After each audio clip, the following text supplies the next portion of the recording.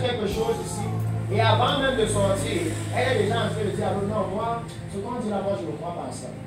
Pour moi, Dieu m'a dit que même si je suis en mini-jupe, il voit mon cœur. Moi, c'est ce qu'il m'a dit. Il m'a parlé dans la nuit. Quand on prêche au pépé, on lit la parole de Dieu. Les chrétiens disent, ok, j'ai compris, mais j'attends que Dieu me parle. À quoi ça sert alors de venir à l'église? Puisque toi, Dieu te parle. Oh oui. Il dit, nous devons d'abord nettoyer l'église. Alléluia. Puisque toi, Dieu te parle déjà, tu viens alors faire quoi à l'église? Il te parle déjà. Tu n'as plus besoin de l'enseignement qui vient de l'église. Alléluia. Il faut que l'église restaure la justice. La justice doit être restaurée. Et c'est pourquoi la responsabilité du pupitre est grande. C'est pourquoi il leur expliquait le rôle du sacerdoce. Que le rôle, c'est de les amener à la repentance. Parce que plus l'église se repent, plus l'église se vide du monde, plus l'église devient disponible pour que le Saint-Esprit la remplisse. Amen. Et vous devez savoir que Dieu a fait l'homme de façon à ce que vous pouvez recevoir le Saint-Esprit de façon infinie. Lisez un peu le livre d'Ézéchiel. Ézéchiel va dire qu'il m'a amené et j'avais l'eau jusqu'aux chevilles, jusqu'aux genoux, jusqu'aux hanches. Et après, c'est devenu un torrent où je ne pouvais plus nager. Le torrent là m'emportait. Donc, il est arrivé au niveau où le flot du Saint-Esprit était tellement grand que ça emportait seulement sa vie. Mais il était complètement guidé par la source d'eau vive qui venait du trône de Dieu. Alléluia. Et il dit que l'église qui sera enlevée, c'est l'église qui sera à cette dimension-là.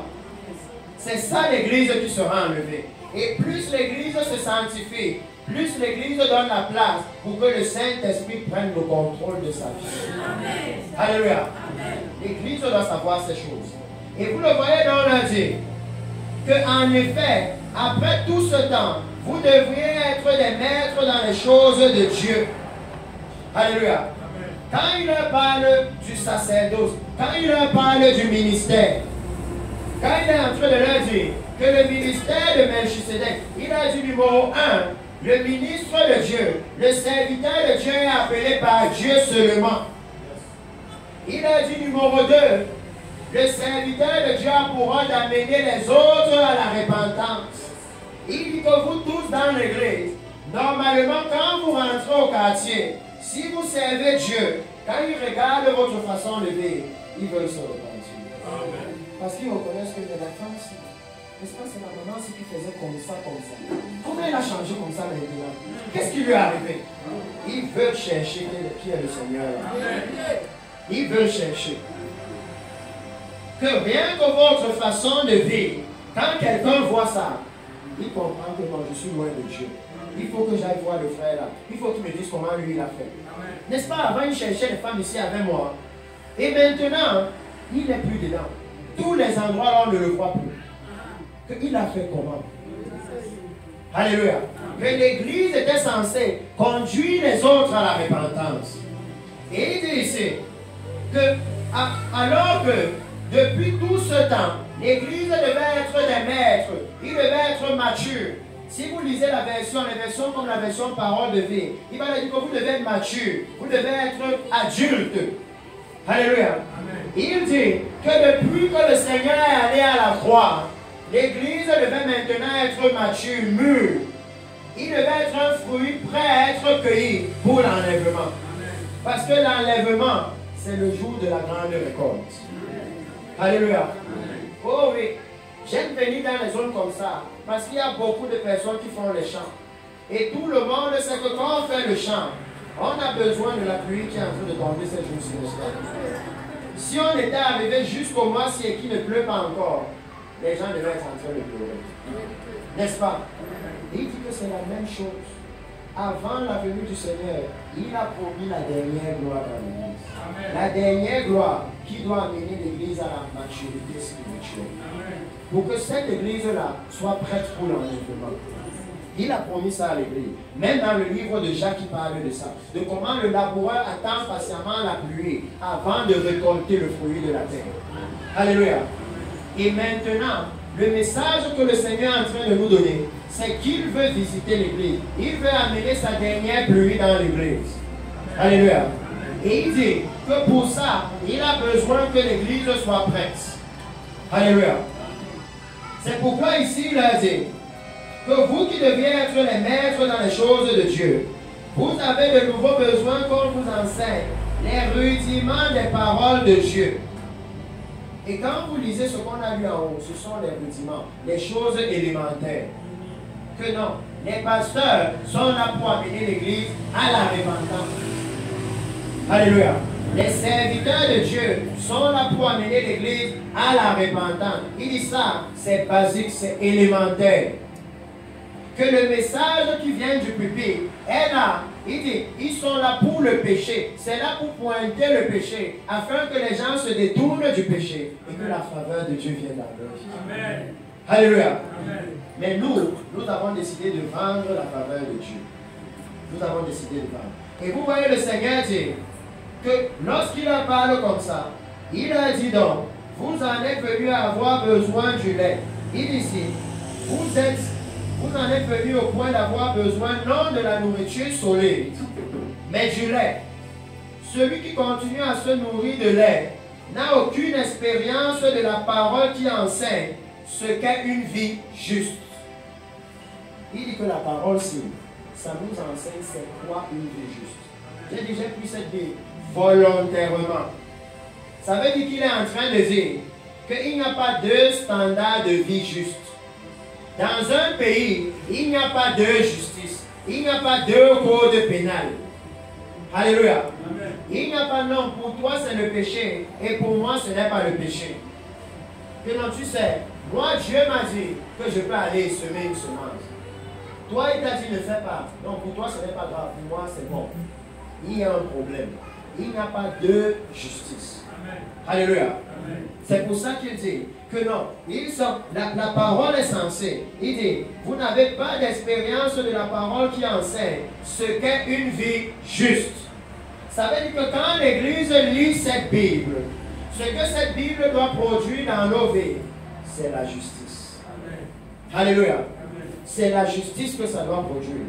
Ça doit nous rendre expérimentés dans ce qui est juste.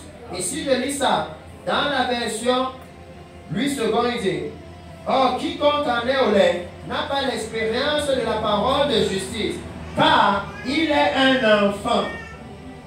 Alléluia. Amen. Il n'est pas un maire, il n'est pas encore mature, il est encore un enfant. Et je vais aller avec vous pas à pas. Pas à pas, parce que je me suis dit, ici c'est la réunion d'église, ce n'est pas une conférence. Alléluia. Donc on peut essayer de bâtir quelque chose. Ce n'est pas une conférence, je viens juste leur montrer et dire, ah, si vous voulez suivre, moi je m'en vais. Alléluia. Ici, le pasteur Hubert a dit que nous, on est dans la repentance. Et parce qu'il a dit ça, j'ai dit, ok, travaillons alors dans la repentance. Alléluia. Commençons à creuser. Parce qu'il dit que ce sont les vierges sages qui vont entrer. Et quand vous lisez le livre de Luc, il dit que l'homme sage, c'est celui qui a creusé et creusé jusqu'à trouver la terre solide, là où il pouvait poser sa maison.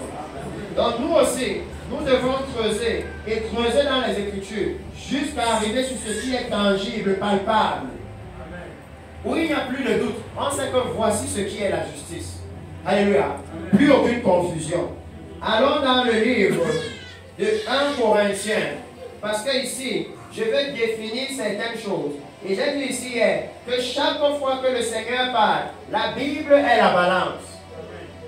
Quand on pose la fondation, je veux généralement amener dans l'église la centralité et l'importance de la parole de Dieu dans la vie chrétienne. Alléluia. La centralité et l'importance. Allons dans le livre de 1 Corinthiens, parce qu'ici il a utilisé quelque chose. Il a dit que non, si vous n'avez pas l'expérience de la parole de justice, c'est que vous êtes encore des enfants. Alléluia.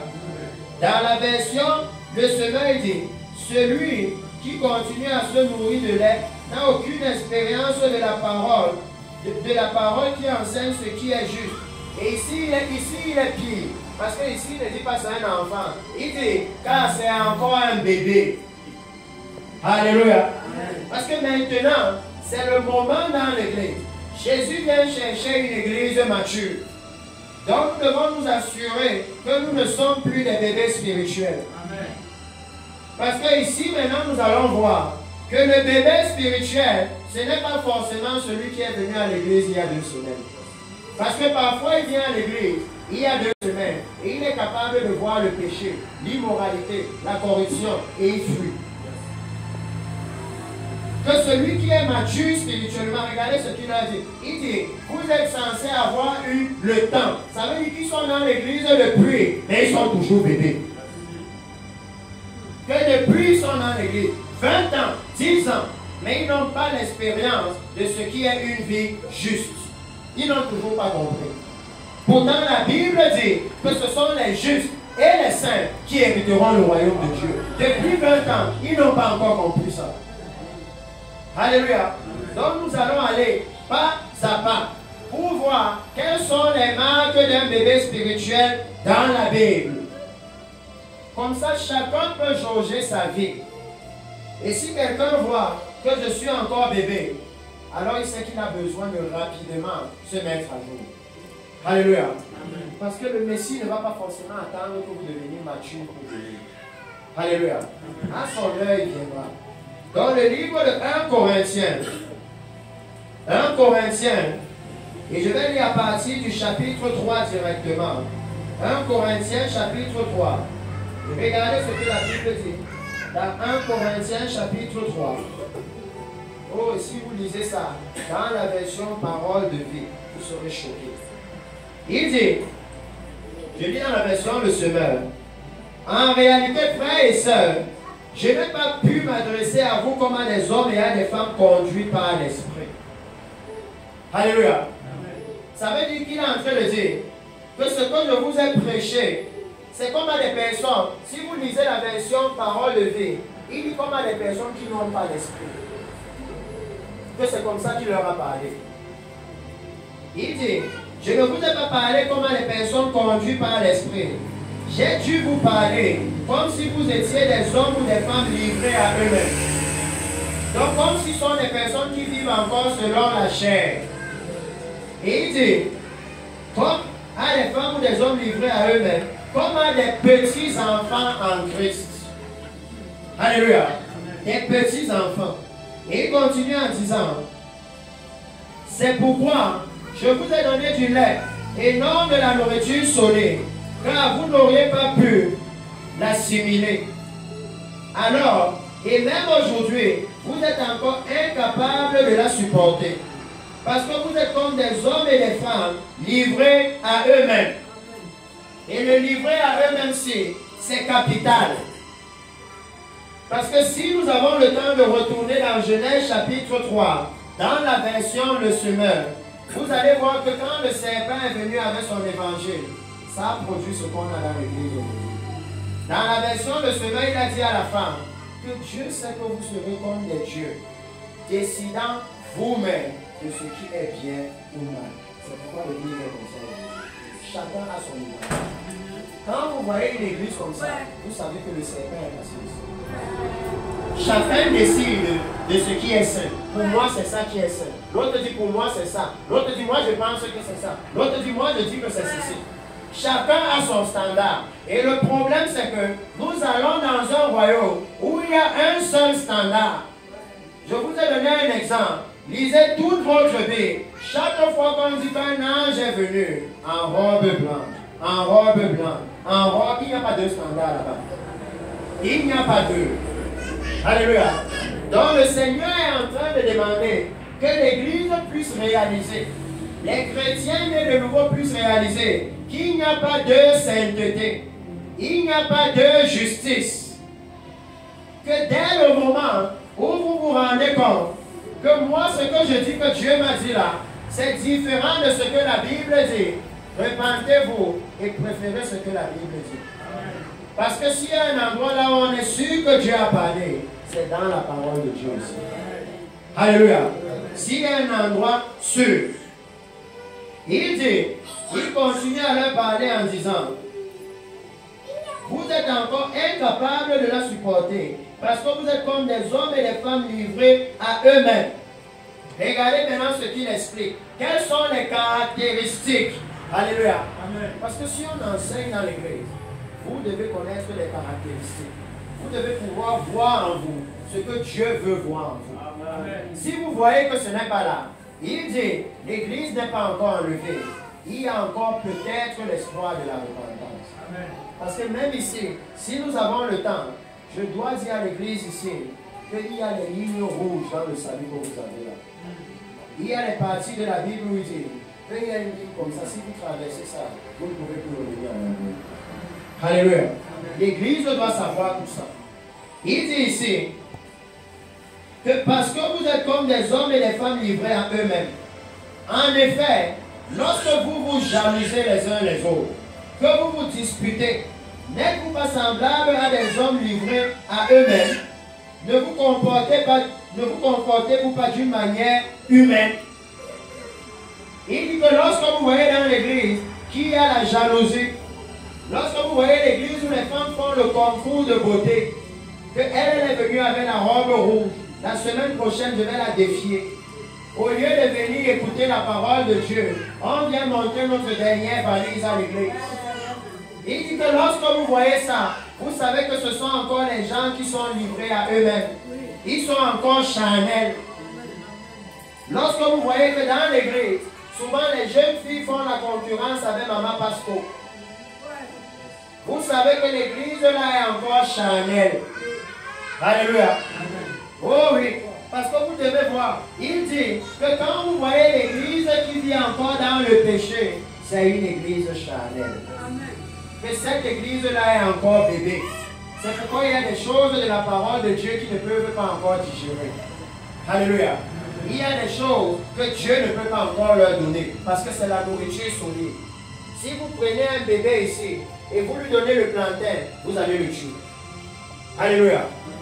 Il dit, quand vous lisez ça dans la version 8 secondes, il dit, pour moi, frère, écoutez bien, ce n'est pas comme à des hommes spirituels que j'ai pu vous parler, mais comme à des hommes charnels, comme à des enfants en Christ. Je vous ai donné du lait et non de la nourriture solide, car vous ne pouviez pas la supporter, et vous ne le pouvez pas non plus à présent, parce que vous êtes encore charnels. Il dit que c'est la chair. C'est parce que l'Église vit selon la chair qu'elle n'arrive pas à comprendre la parole. Alléluia. L'Église vit selon la chair. Lorsqu'on va dire à quelqu'un, habille-toi décemment, la prédication qui est dans son cœur, c'est la fausse prédication qu'elle a écoutée sur YouTube, où quelqu'un lui a dit non, si tu ne t'exposes pas, comment les hommes vont te voir? Et moi, je viens maintenant pour que nous puissions savoir que le Seigneur dit dans sa parole que c'est la femme qui craint Dieu qui sera louée. Alléluia. Je viens maintenant pour que les hommes puissent savoir dans l'église que si tu as les vues sur la sœur là, qui met le faux teint, qui met les longs cils comme ça, les faux ongles, la jupe est ici là, tout sur elle est factice. Tu es dans la chair. Oh oui, ça doit être clair. Pour que maintenant, nous les frères, on décide que non, nous on ne veut plus les sœurs là. Comme ça, elles vont se repentir aussi. Amen. Que non, on ne veut plus la fausseté. On ne veut plus le genre de femme là. Le genre de femme qui est seulement dans les apparences. Les apparences, les apparences. Et le jour où tu la vois sans la grève, tu es surpris. Que mais est-ce que c'est toi que j'avais écouté? Qu'on ne veut plus les apparences. Maintenant, on veut la vérité. Amen. Alléluia. On veut la vérité maintenant. Il dit que quand vous voyez cette église-là, que quand vous voyez un frère qui court après ce genre de soeur-là, il a un bébé. Il a un bébé. Il aime le faux. Oh oui. On doit appeler le péché péché. Alléluia. Parce que si les frères se détournent de ça, alors les sœurs aussi vont se repentir. Alléluia.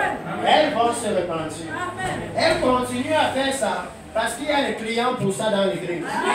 S'il n'y avait plus de clients, elles ne viendraient plus comme ça à l'église.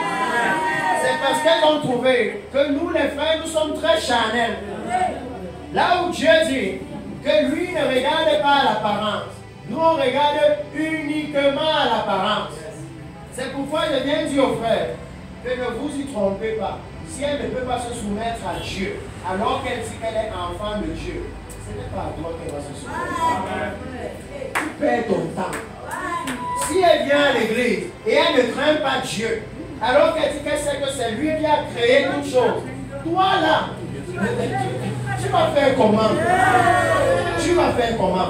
Elle ne va pas te respecter. Oh oui. Parce qu'il y a un grand problème dans l'église. Les couples chrétiens sont devenus la pierre d'achoppement qui chasse les gens de l'église. Parfois, vous arrivez, vous apprenez que papa passe et maman passe pour bagarrer tout le quartier est sorti. Et après, on dit, ah, c'est ça les églises là. C'est le Jésus là que vous voulez comprendre. Oh oui. Il dit que maintenant, il faut tout nettoyer. Alléluia. Et s'il vient à l'église, le faux prophète arrive et il te dit, oh mon frère, j'ai vu ta femme, c'est elle là-bas. Et quand tu la regardes, tu vois comment elle a la peinture partout sur elle. Tu sais que non, ça, ce n'est pas un prophète de Dieu. Parce que jamais et jamais, il ne va m'envoyer dans le péché. Jamais et jamais. Il ne fait pas comme ça. Alléluia. Donc c'est important maintenant. Il dit que le problème,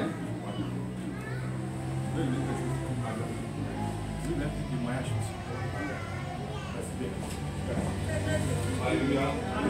Bien aimé, quand votre Dieu passe par ce départ, vous savez que vous connaissez ma femme, n'est-ce pas? Quand j'ai pris pour ma femme, il y a une soeur qui venait avec nous dans les réunions, elle est servante de Dieu, mais elle est célibataire.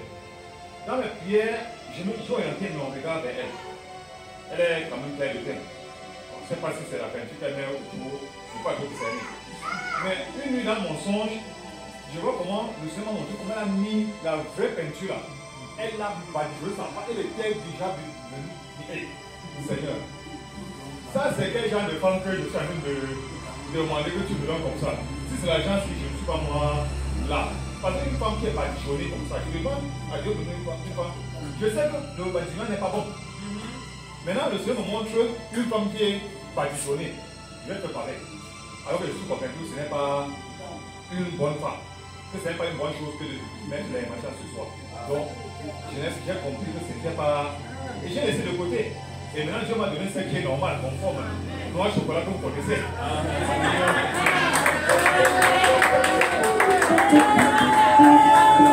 Alléluia. Donc, le Seigneur dit que l'église enfant, c'est l'église qui est encore dans le péché. Parce qu'au moment où lui vient, il veut l'église mature, l'église qui est sainte. Alléluia. L'église qui n'est pas dans la chair. Et il va leur dire, en effet, puisqu'il y a parmi vous la jalousie, les disputes, ça veut dire les querelles, n'êtes-vous pas charnels, ne marchez-vous pas selon l'homme. Alléluia. Il dit que parce que parmi vous, quelqu'un dit, moi je suis de Paul, moi d'Apollos, n'êtes-vous pas des hommes? Il dit que le problème de l'église, c'est qu'on a suivi la dénomination au lieu de suivre Dieu.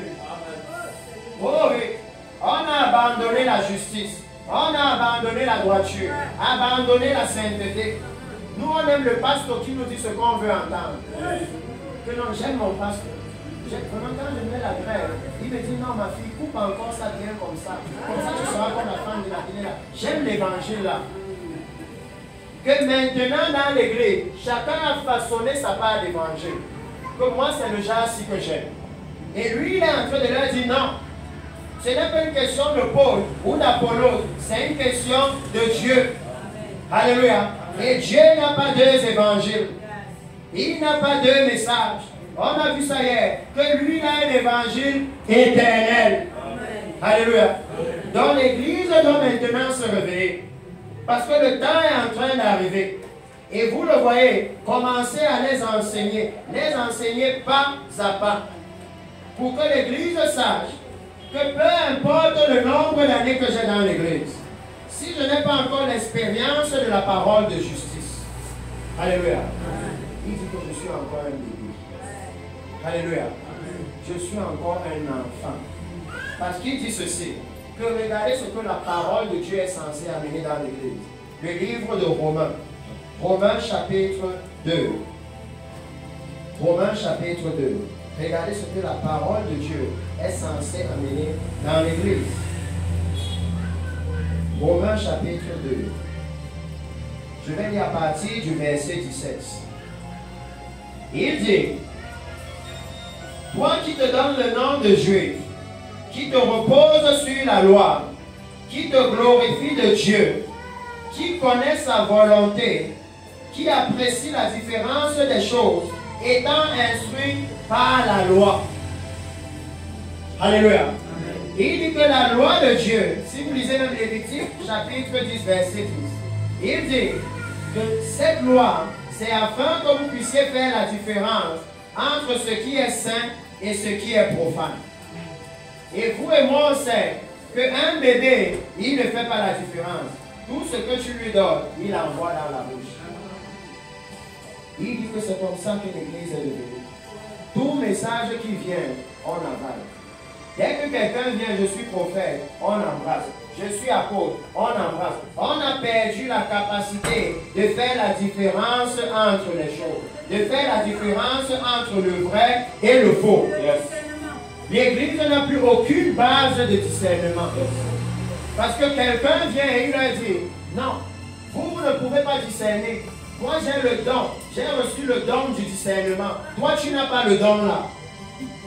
Et moi je dis à l'Église, qui dit dans le livre de Proverbes, stupide, apprenez le discernement. Tout ce qu'on apprend, n'importe qui peut avoir ça. Tout ce qu'on apprend, n'importe qui peut avoir ça. Alléluia. Que nous ne pouvons pas continuer de dire à Dieu, oh, je ne savais pas que c'était un faux prophète, je ne savais pas que ceci. C'est quand il a déjà dépouillé, vidé la maison. Quand il dit, oh, je réalise que c'était un menteur.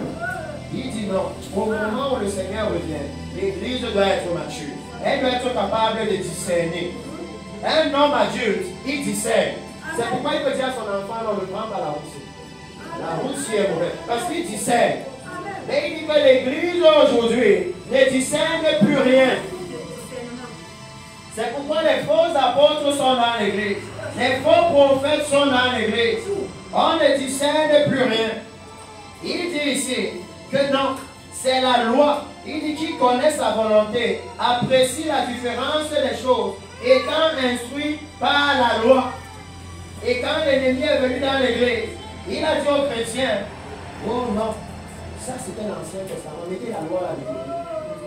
Mais je vous pose la question, dans quel livre on vous décrit c'est quoi un prophète? C'est dans la loi. C'est Moïse qui nous a dit, voilà, s'il annonce quelque chose, ça doit s'accomplir. Après, s'il annonce quelque chose et ça s'accomplit, mais qui vous amène vers d'autres dieux, ne l'écoutez pas. C'est Moïse qui nous donne les caractéristiques. Maintenant, alors que vous avez dit c'était la loi, c'est le Dieu de l'Ancien Testament, vous ne pouvez plus discerner les vrais et les faux prophètes. Ils sont remplis maintenant dans l'Église. L'Église a abandonné la parole de Dieu.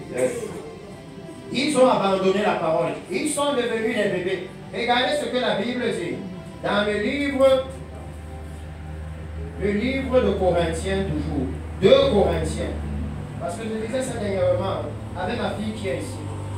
Je lui disais, regarde ce que la Bible dit. Regarde clairement ce que la Bible dit. Et nous, l'Église, on a pris ça. On a mis de côté. On a abandonné ça. Le livre de 2 Corinthiens, chapitre 11. 2 Corinthiens, chapitre 11.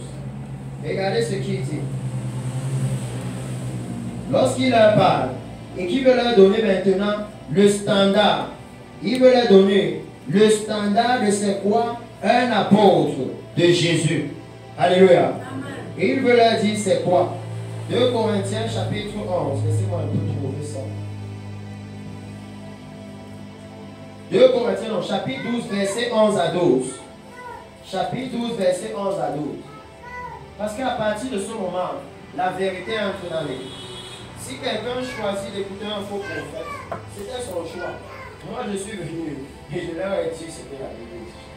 S'il choisit d'écouter un faux apôtre, c'est son choix. Alléluia. Tout ce qu'on peut faire, c'est vous prêcher la vérité. On ne peut pas vivre ça pour l'Église. Alléluia.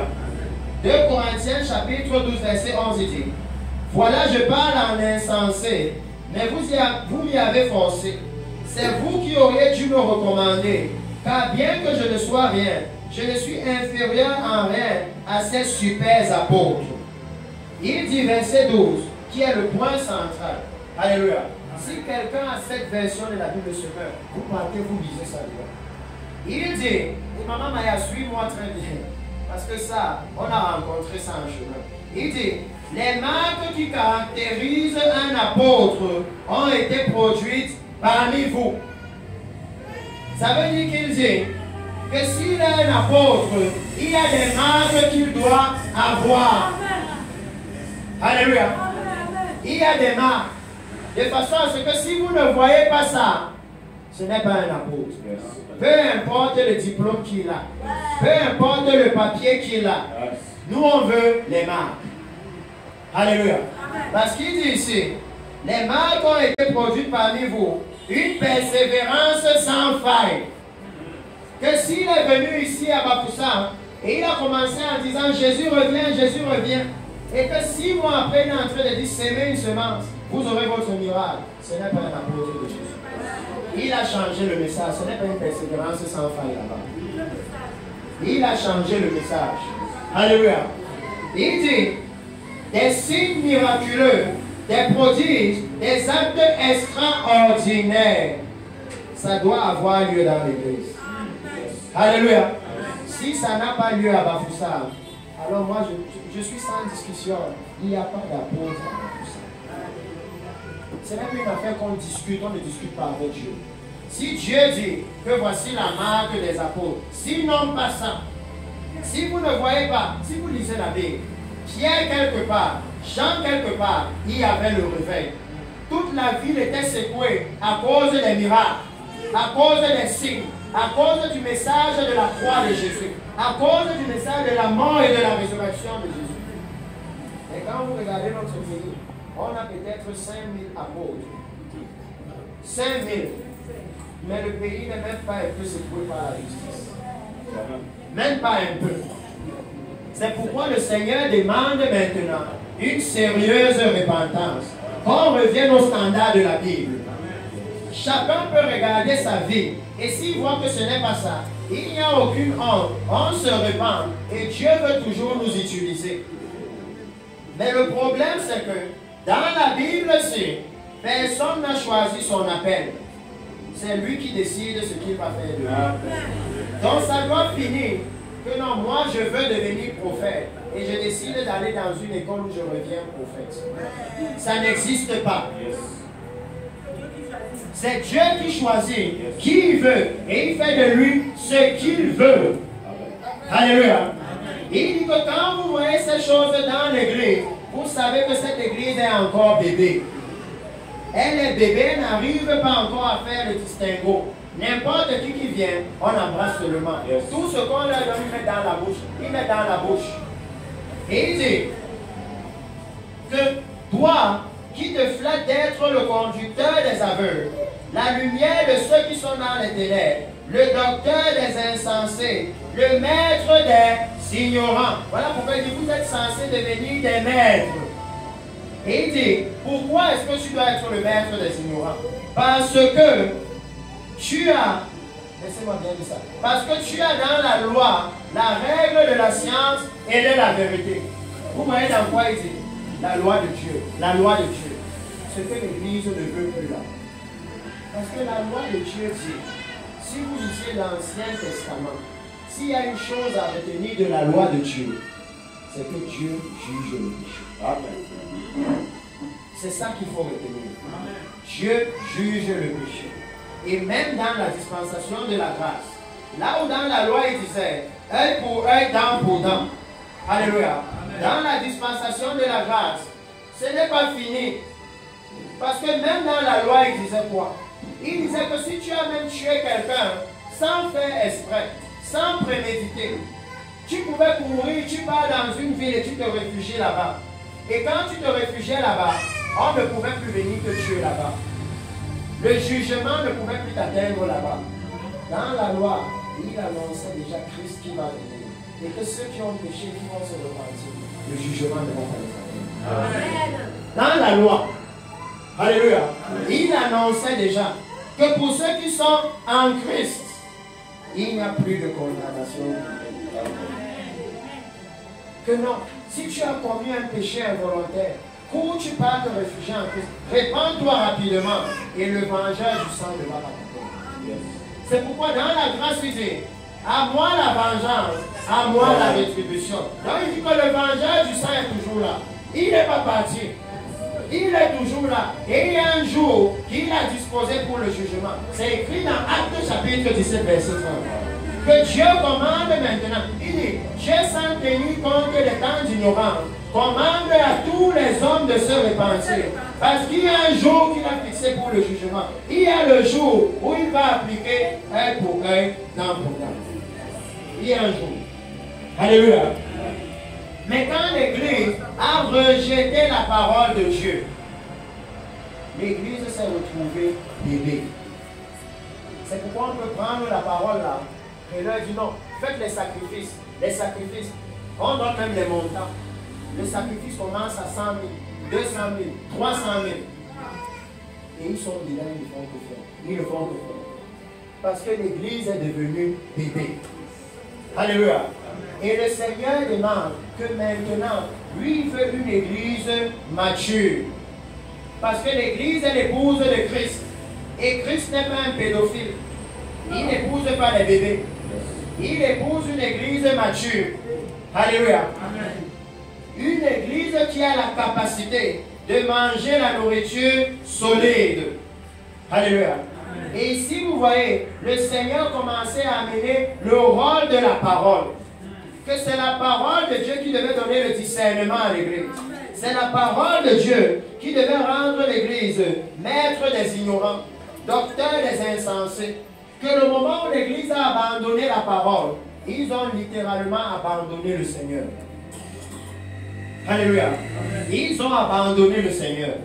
Et il est en train de demander maintenant que le Seigneur est en train de venir, que l'Église retourne aux Saintes Écritures. Que ça arrête d'être dans l'Église au sujet des songes et des visions. C'est maintenant ça qui a pris le dessus dans l'Église. J'ai rêvé que. Pourtant, c'est que dans la Bible il dit, prenez garde qu'aucun homme ne fasse de vous sa proie en s'attachant à des songes et des visions sans s'attacher à Christ. Aujourd'hui, c'est ça qui a le dessus dans l'Église. J'ai rêvé que, et personne ne prend la Bible pour regarder. Est-ce que c'est comme ça que Dieu parle? Personne. Oh oui. C'est très sérieux, précieux. Parce que si l'Église n'est pas mature, elle va manquer l'enlèvement. Et le problème, c'est que regardez cet ancien. Un chrétien, si midi arrive et qu'elle n'a pas mangé, alors elle va dire, ah, pasteur Hubert, il m'a dit d'effacer les numéros des gars là. Mais voilà qu'il y a 14 heures, je ne sais pas si tu l'as fait. Laisse-moi un peu éviter François. Alors qu'on lui a déjà dit que ça s'appelle l'immoralité sexuelle. Tu sais pourquoi François t'appelle. Tu sais qui t'appelle pour le péché sexuel. Et le Seigneur dit que si maintenant, dès qu'il y a la moindre petite persécution, les chrétiens retournent dans le monde, ça sera quoi? Dans la dispensation de la persécution. Parce qu'après l'enlèvement de l'Église, c'est la dispensation de la persécution. La Bible dit que l'Antéchrist va venir. Et c'est Dieu qui dit dans la Bible, il lui sera donné la capacité, le pouvoir, l'autorité de faire la guerre aux saints et de les vaincre. Comment l'Antéchrist va vaincre ceux qui vont rester? Il a deux fonctionnements. Il va prendre le contrôle du commerce mondial. Si tu veux acheter ou vendre, même si François t'a donné l'argent, il va te dire, je te mets d'abord la marque de Satan. Alléluia. Si tu dis non, je ne veux pas la marque de Satan, il va dire, ah non, c'est vous les chrétiens là. mets-toi ici en compte ta tête. Donc, d'une façon ou d'une autre, il va te vaincre. Tu ne pourras pas échapper. D'une façon ou d'une autre, il sera le vainqueur. Alléluia. Tu ne pourras pas. C'est ce que Dieu passe son temps à